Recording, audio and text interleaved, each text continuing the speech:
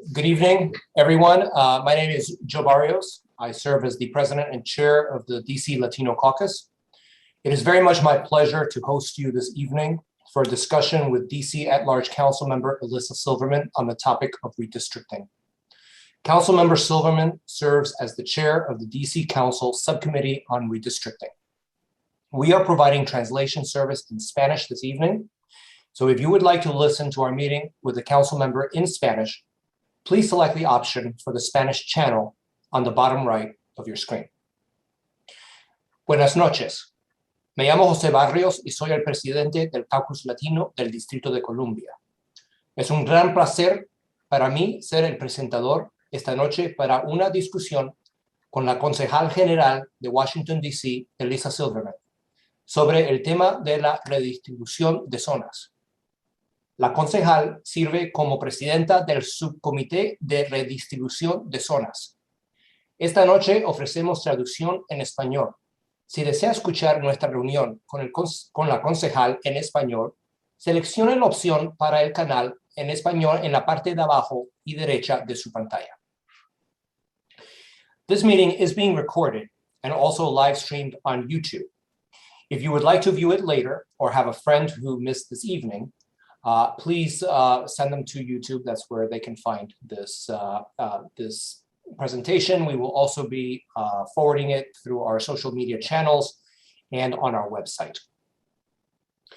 Every 10 years, the District of Columbia is required by law to draw new political boundaries across its 8 wards in order to ensure that each ward has roughly equal population based on the latest US Census.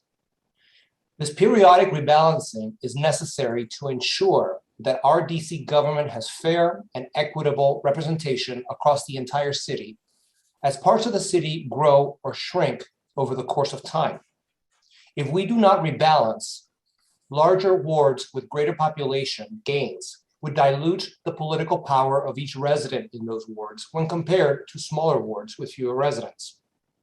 As of this time, because of particularly sharp growth in areas of the city like Noma, the Navy Yard, and other places, we actually have certain wards that have 25% more population than other wards. And so the need to rebalance is clear.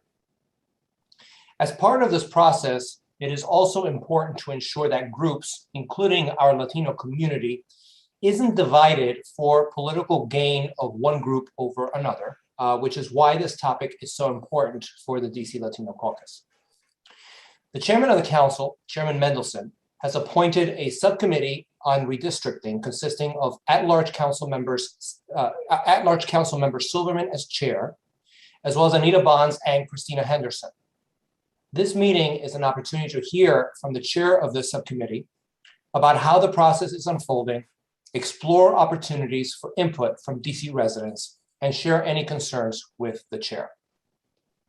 This process also impacts the advisory neighborhood commissioner districts, the single-member districts, each of which, from my memory, is required to contain approximately 2,000 individuals. Once the process for ward redistricting is complete, the subcommittee will tackle ANC districts as well, and we look forward to hearing more about that too. Now, this meeting will provide the opportunity to you as members of our audience to ask questions using the Q&A function that you will find at the center bottom of your screen. Please enter your questions there, and we will do our very best to get to them. And now, without further ado, I introduce you to Councilmember Silverman. Councilmember, thank you so much for joining us tonight. Thank you so much, Joe. It's my pleasure to be here. Buenas noches. And I'm thrilled to talk to you about this process we go through every 10 years called redistricting. So Joe, you actually gave a great explanation of what redistricting is about. It's rebalancing our population in our legislative districts, which in the city we call wards, to make sure that everyone has an equal voice in our government and an equal vote. So since you did such a great explanation, we're just going to launch right into the numbers. in case people haven't seen our census numbers right now. So hopefully everyone participated in the decennial census that occurred in 2020. And we got the numbers back in September, and that's what launches this process. So what do the numbers show? Well, the numbers show that we have pretty significant growth, as Joe mentioned. According to the census count, there are 689,545 residents. Now, that number was lower than expected. And let me address one of the questions that I think we will get, which is, what about undercounting? So we spoke to our director of planning, who does believe that there was likely undercounting in our city. And I will say, as you know, that was a big concern in among certain communities. I would say particularly the Latino community, that we were undercounting residents. And that does affect a lot of things, a lot of dollars that we get from the federal government, services, and so forth. But what I will say is that the number that I have to base our redistricting on is the official census count, is the 689,545 figure. Director Trueblood with the DC Office of Planning said that they are considering challenging the census count, but that's a process separate from my task. So I just want to focus your attention on a few things in this chart. So what this shows is the change of population over the last 10 years, and it shows the change of population by ward and percentage. And what you'll see is that the district's growth was 14.6% across the city. Yet, as you look at the ward numbers, you will see that the growth was uneven. So if you look at Ward 6, for example, Ward 6 grew at an astronomical rate, almost 42% over the last 10 years. Yet other wards had much slower growth, particularly Wards 7 and 8 had about 6% growth. I will also point out Ward 2 had pretty slow growth as well at 6.9%. So what does this mean for redistricting? As Joe explained, redistricting is about rebalancing the wards so that they all have about equal population.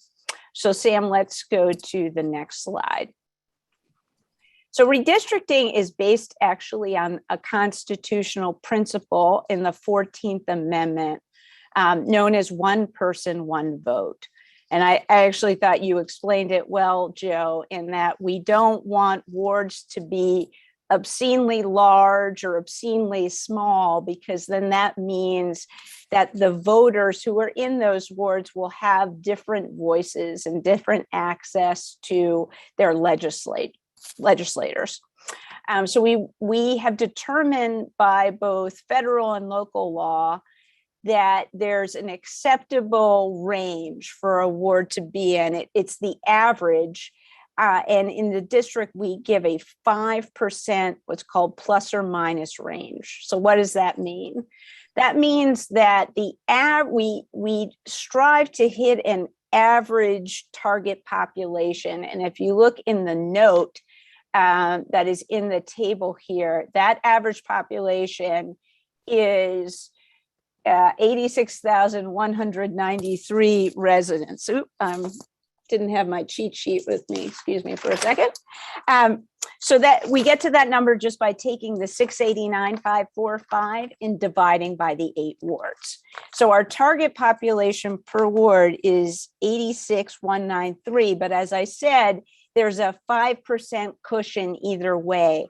So that means that a ward can be have as few as 81,883 residents, or as many as 90,503. What you see before you is whether each ward is in that range or out of range. And as you can see, this relates to the percentage growth figures we saw in the last table. So there are 3 wards that currently do not meet the law when it comes to population. That is Ward 6, with that tremendous 42% growth, it is too big, and Ward 7 and 8 are too small. So the fundamental task that we have with redistricting is we have to shrink Ward 6 and grow Ward 7 and 8. Now, you might be asking yourself, well, what about the other 5 wards? Are they impacted too? And what I would say is the other 5 wards are in range, although decisions that we will make will impact some of what we would call the contiguous wards that border other wards so if we need to shrink population, that means that we need to move the border so that people move somewhere nearby. So that means that, for example, with Ward 6 borders, I'm actually looking back at my map here, Ward 6 borders Ward 5, Ward 1, Ward 2, Ward 8, and Ward 7. So if we're going to shrink Ward 6, we're likely not going to put that population in wards that need to grow, 7 and 8. It would likely go to wards 5, 1, and 2. And as I mentioned, 2 is an especially good target because it has a very low, it just got over the hump, so to speak, in terms of being in the target range. I do, since I'm speaking to the DC Latino Caucus, you're probably interested in growth of residents who identify as Hispanic or Latino. So there was growth in Latino residents over the last 10 years. In 2010, those who self-reported as Hispanic or Latino was 9.1%. And in 2020, it's 11.3%, which is 22,903. Now, I will also say that you can report being of 2 or more races, which I think we might encompass some of those residents who would identify as Latino as well. So those numbers would go up even more. But that is a separate category of 2 or more races. And Joe actually asked a great question. I can't remember if it was I think it was in one of our hearings, Joe, about the prospects for a Latino council member. And I will say one of the challenges is that our Latino population is spread among several wards. This is going off memory, but there's been a traditional, I'd say, home in Ward 1, which is now growing, but also there's tremendous growth of Latino residents in Wards 4 and 5. The issue is that it is fairly even actually now among those wards, and it's not a majority population. But let's get into actually, I actually changed the order of how we do this presentation. I wanted to show you the numbers first. So now let's talk about, well, how do we make decisions and what are the principles that guide decisions in redistricting? So as I mentioned, the most important fundamental foundational principle is equal representation, the one person, one vote principle. And as I mentioned, so we want to have our wards of about equal size within this acceptable population range. But relating back to what we just talked about, one of the other principles that's in the Voting Rights Act and also in local law is that the redrawing of ward boundaries cannot, and this is local law, quote, dilute the voting strength of minority citizens. So certainly this is a concern among Black residents. And I would say, and this was the discussion that Joe and I had at one of our hearings, I think it could be a way to build power is through ANC districts as well. So we want to make sure that we're not diluting or drawing the ward boundaries so that identified minority resident groups are not weakened. And I think we don't really have a traditional context. I think like if you're more familiar with Maryland or Virginia politics or national politics, this is there's sort of two different ways in which you can break redistrict or come into concerns about the Voting Rights Act, which is when you take an area and you divide, let's say a area that is majority, let's say Latino, and the purpose of dividing into legislative districts is to dilute their voice, is to prevent them from voting for, let's say, as a Latino congressperson, or it's usually along partisan and race or minority lines would sort of be aligned there. So these terms are called cracking, which is you're breaking up a identifiable voting block for the purposes of preventing them from electing a representative. Likewise, the actually opposite, which is also a concern, is what's called packing, which is if you took a district maybe that is leaning toward majority Black or Latino, and then deciding, you know what, instead of having two representatives that would represent their constituency, let's put everyone into one district so there'll only be one. These are concerns, I think, that are usually that aren't as prevalent, I would say, in the district. Although with our two majority Black wards in Ward 7 and 8, and the impact of having to rebalance them, and likely with a ward that is majority white, we do have concerns, and we are, as a committee, looking at this issue of dilution. But let's complete the puzzle here. So other things that are guidelines that are suggested for us to follow as principles of redistricting is to make sure that our districts are what's called compact and contiguous. So you probably have heard the term gerrymandering, and that's when you draw a district to accomplish one of the things we talked about, which could be a violation of the law, which is either trying to divide or pack a certain constituency to a certain partisan end, usually.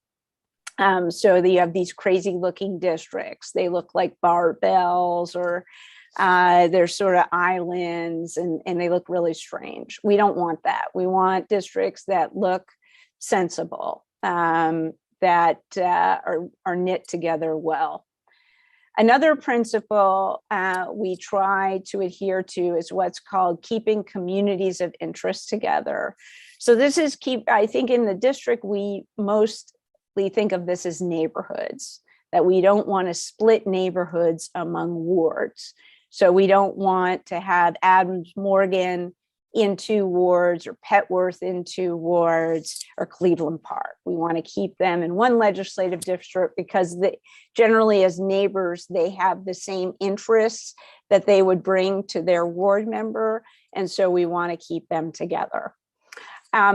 We also try to keep what's called census tracts, and this is how we collect information in the census and other data. We want to keep those tracts together. It just helps in terms of understanding trends and demographic data, making sure it makes sense. And one other principle, which the subcommittee has decided on, is to have a plan that promotes ward continuity and stability. And I will say a reason for this is because I believe that we've been through a tremendous amount of instability over these last 20 and 21 months, people losing a lot, either family members or colleagues, jobs, income. And just the last thing we need is to have a radical redistricting plan, which throws everything else into chaos as well. So we have generally sided taken an approach which is, if we don't, there's not a legally compelling and real compelling reason to make that change of wards, then we won't do it. Let's see. Let me talk about where we are in the process. So we are sort of in later stages of the process. So as Joe explained, I was named chair of the subcommittee, and the process of redistricting really kicked off when we got back the census numbers, and we got them back much later than normal. We got them officially in September, and then we basically have a 3-month timeline to redraw the district's boundaries, ward boundaries. I decided to take a different approach than the past, which is a very transparent, accessible, understandable approach to redistricting, in which we were going to listen to all voices. So we've had 11 hearings. We have done a lot of community engagement. I will tell you, a lot of evenings have been spent in sessions just like this one, reaching out to various different constituencies, ages, races, parts of the city, to make sure everyone knows this is happening and to get you involved in the process. One innovation that we've brought beyond the incredible amount of public hearings, 11, one for each ward, is also what a online mapping tool. If you haven't seen it, we'll put it on the screen. It is available at dcredistricting.esri.emcs.com. I will say at this point, we've closed the record on submission of testimony and maps, but we had more than 200 maps submitted. It's not exactly 200 residents, because we had some people who loved it so much they made many, many maps. But I would say we definitely had over 120 to 30 residents submit maps. And it gave us a lot of good ideas. And in fact, they were so good that we released 3 of them publicly about 3 weeks ago, what we call discussion maps. And those were maps that were drawn by 3 district residents that we felt reflected some of the major decisions that we needed to grapple with in redistricting. Again, largely, how do we shrink Ward 6? How do we grow Ward 7 and 8? And how do those decisions impact other wards? So we released those, I think, about 3 weeks ago. We've gotten a ton of feedback. And now we are at the stage where I have to make decisions with my colleagues, and we are doing that as we speak. I've been on the phone all day with my colleagues. We have put together a draft map, excuse me, that we will be releasing probably on Thursday morning at this point, and then voting on Friday afternoon. Now, this is a little different than not the normal legislative process, but we're a subcommittee of the committee of the whole, which means there's an extra step here. So we bring our recommendation on what the new map should look like in a report to the committee of the whole, which is the entire council. And then Chairman Mendelson can make revisions. He accepts our report, and then he decides whether he agrees or disagrees with us. And then it goes on the regular legislative process. We will vote on it in the committee of whole, which will likely happen December 7th. It will move to a first legislative vote that day, and then a second vote on December 21st. So I would say where you can engage right now, excuse me, is if you haven't taken a look at our maps, and all the data on redistricting, you can go to elissasilverman.com/redistricting. It's on your screen right there. And that will give you all you need to know about redistricting. As I said, it's too late at this point to give us public comment, though you're welcome to send me an email. And that would just be at esilverman. Gosh, at this point in redistricting, I can't even remember my email address. esilverman@dccouncil.us.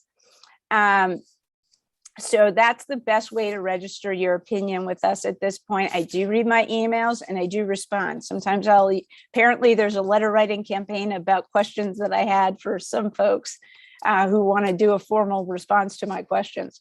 But that would be the best way to get your feedback. We're still interested. It just won't appear in the committee report. And I'm trying to see what else.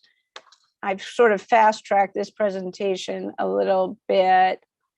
I think those are the big points I want to make. So I'm happy to open up for questions. Oh, excuse me, there's one. Let me grab a little sip of water.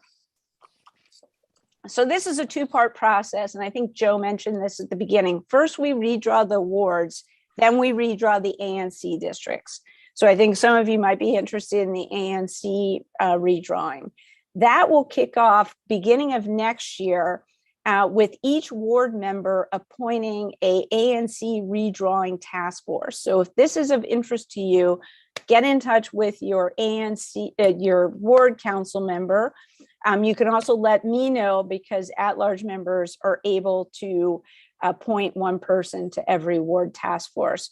So basically it's the same process, except the ward members will act in my role, which is spearheading the efforts to redraw the ANC boundaries. You are correct, Joe, that by statute, they should be about 2,000 people per single member district. So we will, with the addition of population, have to add single member districts, unless we decide that we want to alter that number. But I have a sense that my colleagues do not want to alter that number. So we will be redrawing the ANCs, and that all needs to get in place. So we need to get this done by December 21st, so we can put the ward boundaries into place for the election in June, which you're hearing about all the candidates available for that, or who've offered themselves up for your vote for that. And then the ANC boundaries need to be redrawn by June, so we can get the ANC boundaries in place for the general election in November. So I think with that, Joe, I'll hand it back to you. Thank you, council member. So we have about 14 minutes left with the council member before she needs to go to her next meeting, presumably to discuss the very same thing that she just discussed with us. So if you have questions for the council member, please do not hesitate at this time to use the Q&A function in our webinar at the bottom of your screen to enter your question, and we will take questions from there. So I do want to express one comment that should be considered the comment of the Latino Caucus. Sam indicated, and you also did, that this was an opportunity to provide feedback. You had talked about, the different principles that you have, including ensuring that the redistribution is racially equitable, that you're not diluting the voting strength of minority citizens, not engaging in cracking, and that you try to keep census districts whole, or census tracts whole whenever possible. I did want to draw your attention to Census Tract 43. 43, the boundaries of 43 are 18th Street, Northwest, 14th Street to the east, Florida Avenue to the north, and S Street to the south. Oh, yes. So this is at the boundary between wards 1 and 2. Yes. And contrary to these principles, so the census currently indicates that this is a high-density Latino census tract. It has, I believe, approximately 4,400 residents. And the last redistricting process did not obey these principles about not diluting, minority voters, because approximately half of that tract went to Ward 1, and half went to Ward 2. And so obviously, especially in a city like ours, where the Latino population is diffuse, as you indicated, that kind of division is not helpful. And so your first proposed map actually keeps this census tract together. Your second and third map do not.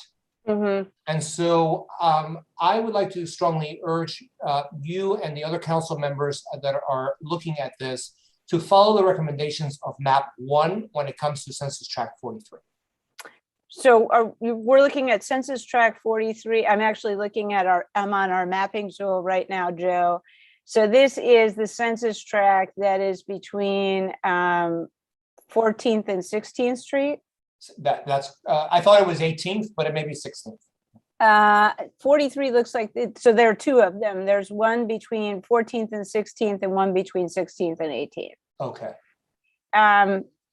Let me look at the numbers actually as we speak. And then I will have a comment for you in a second. So it looks like there are, I am not seeing the large Latino population in this. I'm not seeing the same number you're seeing in these census tracts.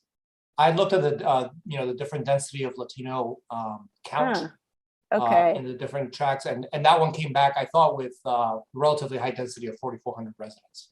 But I can I think it might be a different census tract because I'm not seeing the same numbers here. I will tell you, these two census tracts have been a source of a lot of controversy. As you said, our discussion maps, all three took different approaches along U Street.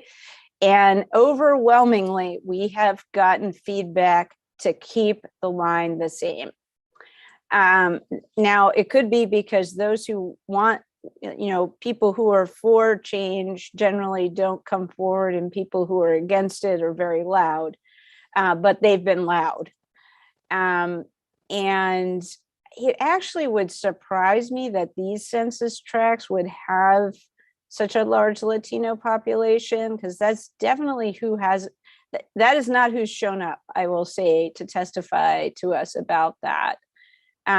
Maybe I'm happy to investigate this further, Joe, but I will say that there has been a lot of pushback to making that change.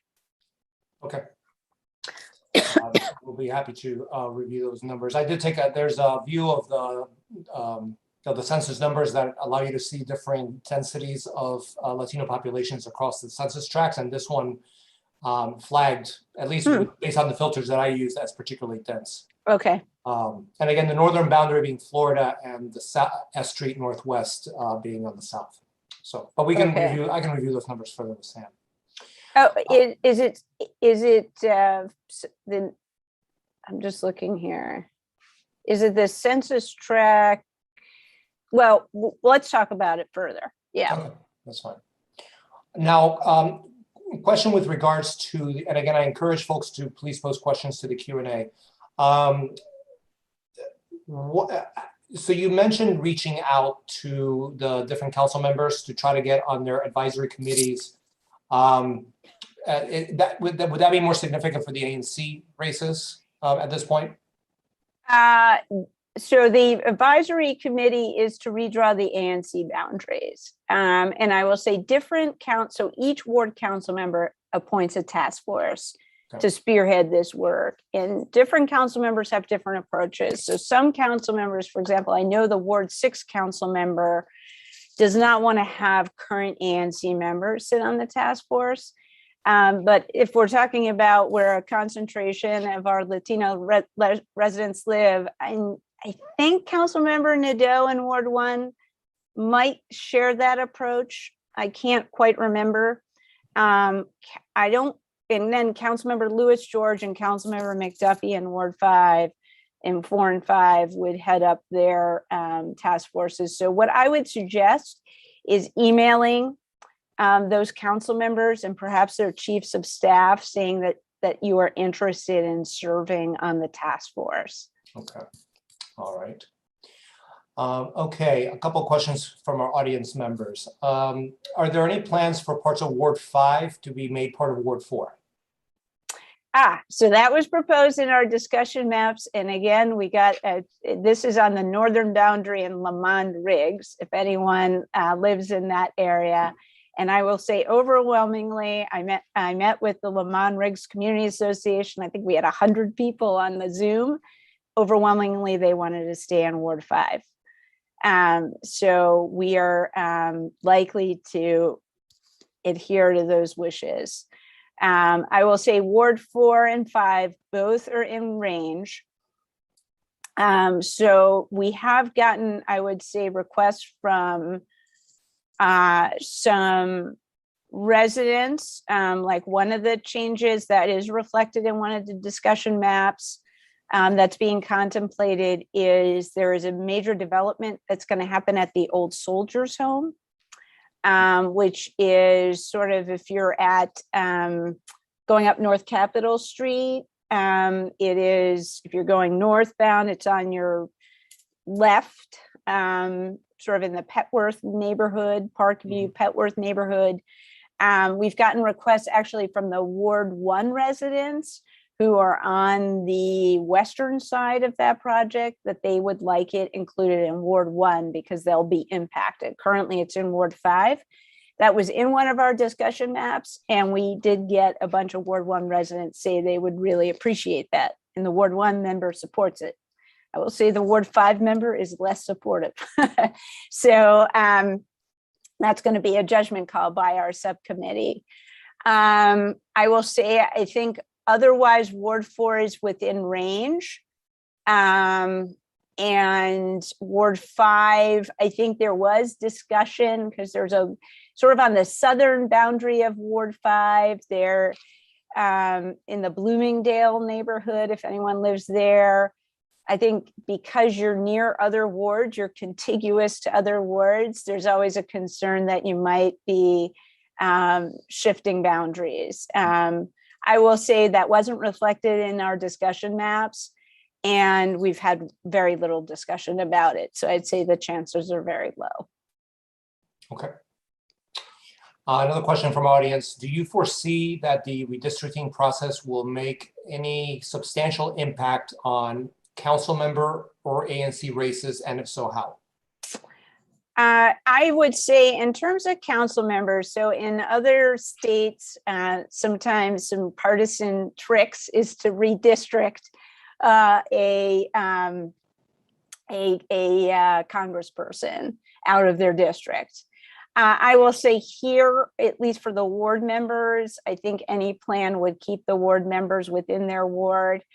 I will say that the at-larges, we can live anywhere, and one of the moves that we're contemplating would come very close to shifting the ward of an at-large-ish member who might chair the council, but I don't think we'll go that far west for that to happen. In terms of ANCs, I think there will be impacts on ANCs because we're dealing with much smaller boundaries and geographies. The biggest thing is we're gonna, in 6, 7, and 8, the ANCs are gonna change because the boundaries are gonna change. And I will say, I mean, not to get, I don't think it's gonna give away a state secret here. Ward 2 is gonna change too. We've heard overwhelmingly from the Shaw neighborhood that they feel like sort of refugees in Ward 6, and they want to come back to what they consider their home in Ward 2. And given that 6 needs to shrink, I'd say it is a move that we are likely to do to fulfill their wishes. Okay. So in all those places, we're going to see shifting of ANCs. All right. I think we have time for 1 or maybe 2 more questions. There is a comment and a question from an attendee. Council member, I know you've done many of these meetings and it's amazing you can continue the conversation going. I'm concerned though that no matter how many times I've heard or listened to discussions of redistricting, I am still confused what this all really means. I am worried how others, especially residents who do not speak English, can make sense of this process. The question is, are there resources or additional educational support to help residents understand the impact of this process, especially for those for whom English is not their first language? Yeah, this is, I will say, you make a very fair point. And we need to put more resources into redistricting. We don't put enough in. And I will tell you that The outreach we've done, as you mentioned, has been a lot, but we could do a lot more. But we need, frankly, money to do it. So this is a council committee that sort of is on top of all my other responsibilities, and I don't get additional staff. We actually had to plead and beg for the chairman to give us a little money, which we put into doing outreach. But what I would say is immediately, if you have concerns, please let me know. Shoot me an email. We'll try to do what we can.